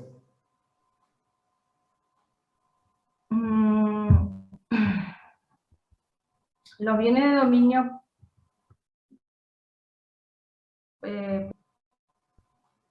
¿Cómo pueden ser? ¿Cómo se puede clasificar nuevamente esos bienes?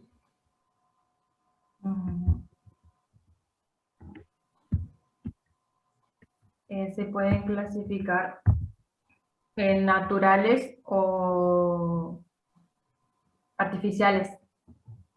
Sí. Vamos entonces ahora. ¿Cómo se exponen y evalúan los bienes de dominio público naturales? Que hoy Esto un no se compañero le puede tocó evaluar vender. económicamente. ¿Cómo? No, los bienes de dominio natural, me dijo, los naturales no se pueden evaluar ¿Por qué no se pueden corrientemente, evaluar? porque yo no le puedo poner un valor al bañado, las estrellas, por ejemplo. Perfecto. Entonces, ¿qué se hace entonces? O sea, entonces no se puede evaluar, no se le puede dar una evaluación objetiva. Está bien. ¿Y qué hago entonces con esos bienes? Y lo hago a manera descriptiva, se enuncian que existen. Perfecto. Muy bien, es así. ¿Qué pasa con los bienes de dominio público artificiales? Los dominios de bienes públicos artificiales, estos sí se pueden evaluar y ¿Y cómo se evalúan? o sea, tenemos por el precio histórico de la obra inicial, por ejemplo, por su ampliación, por su adquisición. Perfecto, pero entonces, ¿qué se toma? ¿Qué criterio de evaluación se toma? Y esto es contabilidad intermedia. Se toma costo de reposición, valor histórico, precio de Su valor mercado. corriente, ¿Cómo? su valor corriente se tomó. No.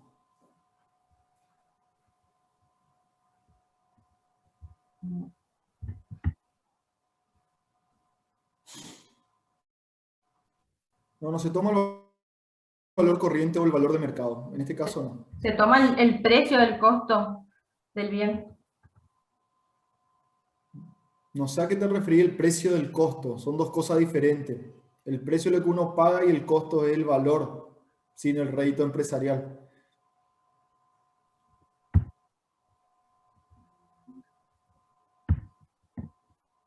¿Cómo se evalúan estos bienes? ¿Sí? Yo construí un puente en el año 50, tengo una escuela del año 70, tengo una camioneta del año 90. ¿Sí? ¿Cómo yo lo fui activando, digamos, al Estado?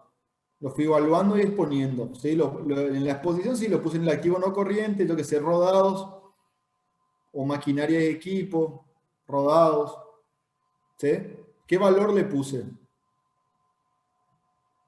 Y Que esa sería la evaluación. debe hacerse al precio del costo histórico de la El obra costo inicial histórico. o de El costo su histórico. ampliación o mejoras, Perfecto, entonces el costo o el histórico. desembolso efectivo. Está perfecto. ¿Qué otros bienes, digamos, yo puedo exponer y evaluar o generar el inventario de bienes del Estado? ¿Sí? Sí. ¿Qué otros bienes? Sí, nosotros tenemos una clasificación contable también de los bienes, que viene bienes muebles en general, bienes inmuebles Y dentro de los bienes muebles tenés diferentes tipos de bienes.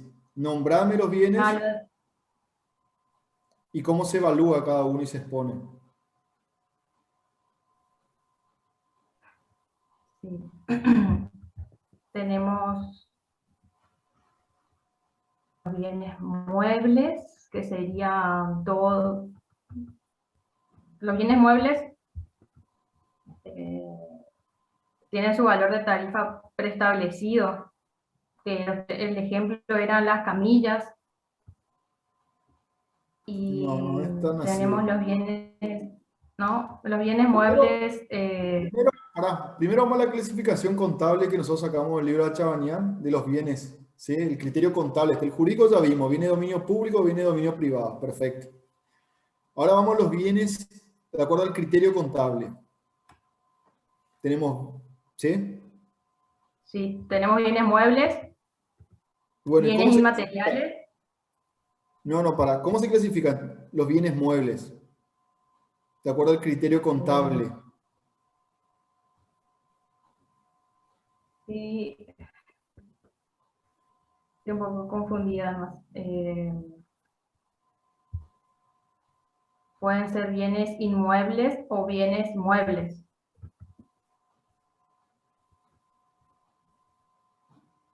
Y Sí. tenemos dentro de eso tenemos los disponibles, Sí. los no disponibles.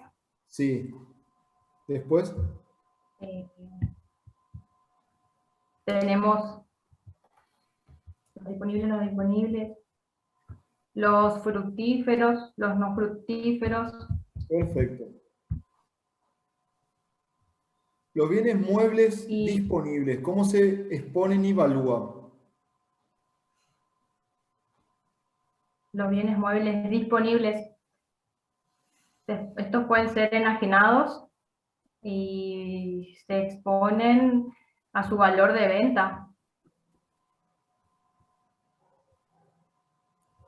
Valor de venta. ¿Qué sería eso?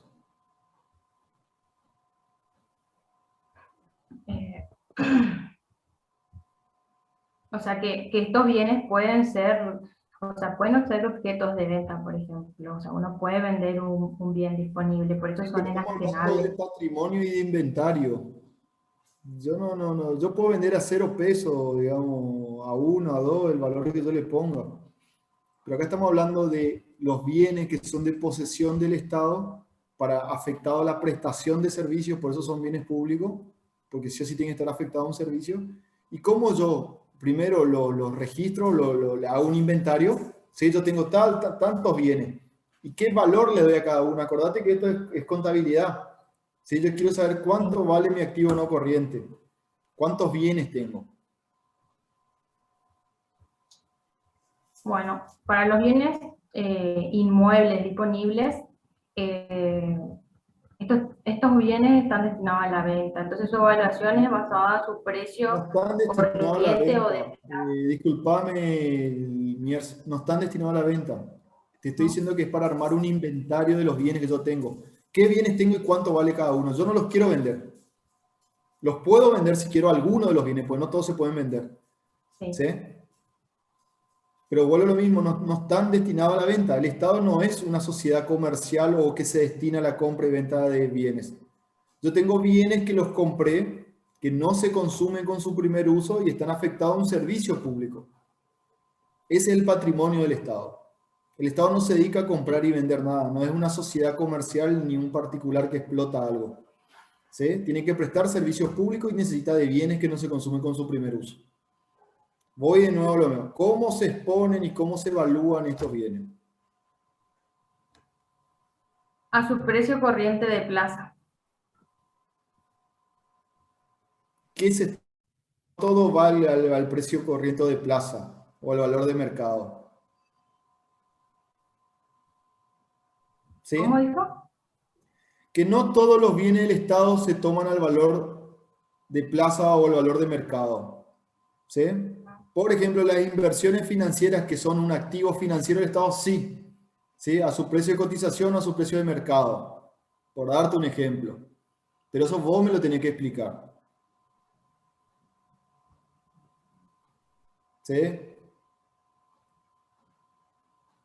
Estos son los que tienen, o sea, los que no están a la venta es de acuerdo, o sea, los que son propiedad Vuelvo a del lo mismo, Estado. Gilsi, ninguno está a la venta. Estamos hablando del inventario. No, no hay venta acá. Sacate la cabeza, no hay venta. Estamos hablando de inventario. Inventario, vos agarrás como en tu casa. Tengo una heladera, tengo una cocina, tengo un televisor, demás. Eso es el inventario, el conjunto de bienes que integra tu patrimonio. ¿Sí? Y a su vez le das un valor a cada uno. Lo que yo te estoy preguntando es cómo el Estado evalúa cada uno de los tipos de los bienes y no todos se evalúan iguales porque cada uno tiene una naturaleza diferente. Yo un inmueble que compré en el año 70 no puedo evaluar igual que una acción de una empresa que yo tengo que compré el año pasado o que compré hace 10 años. ¿Sí? Por darte un ejemplo, el hospital que yo tengo hace 40 años tiene un valor determinado.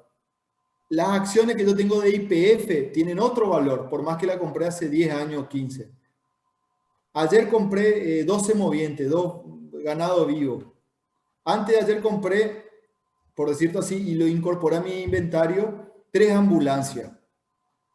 Cada uno, de acuerdo a la naturaleza del bien, tiene una forma de integrar el inventario y se expone de una forma y se evalúa de una forma. Eso es lo que yo te estoy preguntando. Se evalúa a su precio de realización, a su probable precio de realización, el valor venal. ¿Qué se evalúa a ese precio? Vuelvo a lo mismo, te estoy Sí, preguntando, bienes y evaluación. ¿Sí? los bienes, Los bienes muebles en general se evalúan a su costo histórico. los bienes disponibles se evalúan al probable precio de realización. No, no se evalúan el probable precio de realización. Los bienes inmuebles no se evalúan a ese precio. No, los bienes inmuebles se evalúan a su costo histórico, al precio que yo compré. Y yo, por ejemplo, siempre doy el caso del Del IAS instituto, del que edificio del IAS. Tiene valor 1 al día de hoy. ¿Por qué? Porque yo compré a 100.000 pesos fuerte del año 70. Y yo no sé cuántos pesos son al día de hoy. ¿Por qué? Porque exactamente yo evalúo al costo histórico de adquisición o al costo histórico. Cuando compré valía eso. Y ese es el precio que se dio de alta. Yo voy a activo no corriente en edificios y pongo, ¿sí? Inmuebles, tanto, ¿sí? sí. Vuelvo a lo mismo, no todos los bienes se evalúan. Los inmuebles se evalúan a su costo histórico. Después las instalaciones, los muebles útiles, las maquinarias, los activos financieros, los intangibles. Eso es lo que vos me tenés que explicar. Cada uno y cómo se evalúa. Y cada uno tiene una evaluación diferente. Y eso lo dimos. Se da, está en Achabañá. Okay.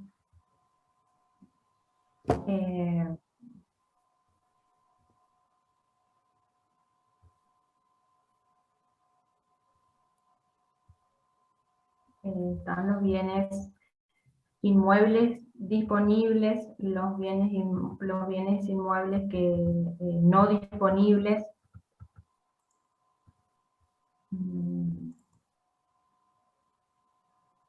Y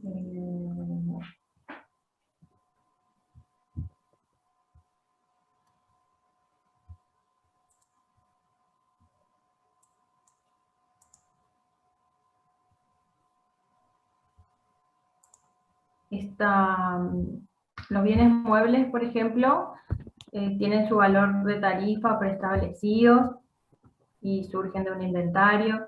Después tenemos los bienes inmateriales, que son esto que usted decía, los títulos, las acciones, las participaciones, y esto se evalúa, o sea, tienen un valor nominal y están los bienes afectados a empresas del Estado. Vamos de nuevo. Sí. Y con esto, digamos, respondeme, digamos. Dijimos los bienes no disponibles, vamos a decir que es el precio del costo histórico, ¿sí? Sí. Después tenemos bienes disponibles, que esos sí pueden ser enajenados, pueden ser embargados, pueden prescribir con el transcurso del tiempo. ¿Qué precio tienen estos bienes disponibles? Los bienes disponibles tienen de la realización, o sea, el precio de la probable realización, el valor venal. Perfecto, no, está. Después los bienes muebles. Estos tienen el valor de tarifa, el que se encuentra en un catálogo, por ejemplo, el de los rodados, que ya tienen un precio, un valor. Los inmateriales. Los inmateriales tienen un valor nominal, un valor corriente, un valor real. Valor corriente o real. Está. Decime, está bien, digamos, está dentro de esto. Pero esto es lo que vos me tenés que explicar. Primero clasificar y después explicar. Y esto es lo que vos estás diciendo como está en la diapositiva. No sé si tenés ahí cerca, pero bueno, es así en ese orden. ¿Entendés? Bueno, vamos dentro del sistema de administración de bienes.